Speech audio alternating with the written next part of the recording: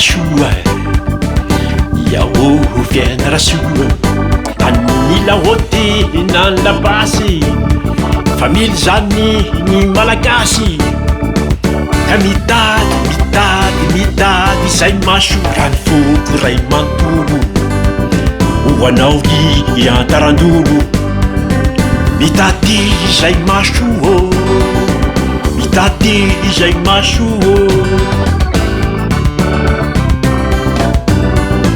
sy fiainatao na hakomena maovelombolo hambatomena eo adiny ve ikanja soa na kohy ambola soa mitady zay maso hanana matesa hihi ampasambasa mitady zay maso mitady zay maso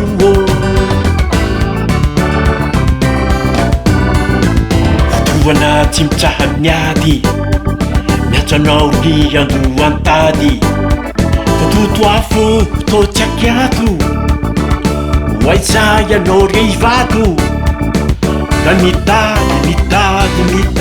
zay masoa karanao amalavao ao an-tsaina miendrikao ka mitady zay masoa ka mitady zay masoa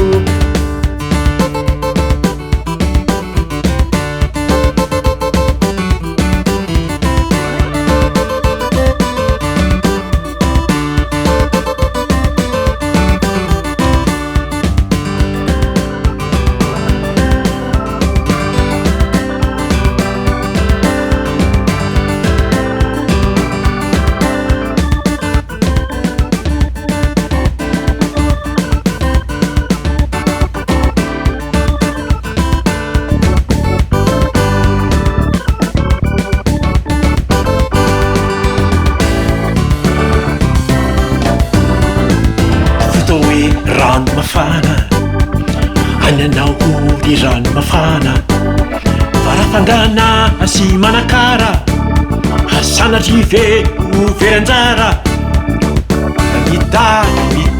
mitady zay maso fikipeno ifangaindrano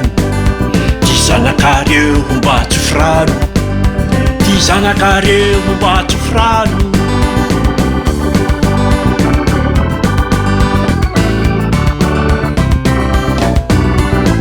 tanany ray tsy de masosotra mamitotately ray ambositra toman'ny fo tsy mety tsy tony hoany kalamavony ka mitady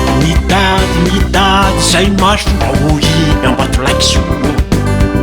hoantsika fiaina ratsoa korazy ry fiaina ratsoa korazy ry fiaina ratsoa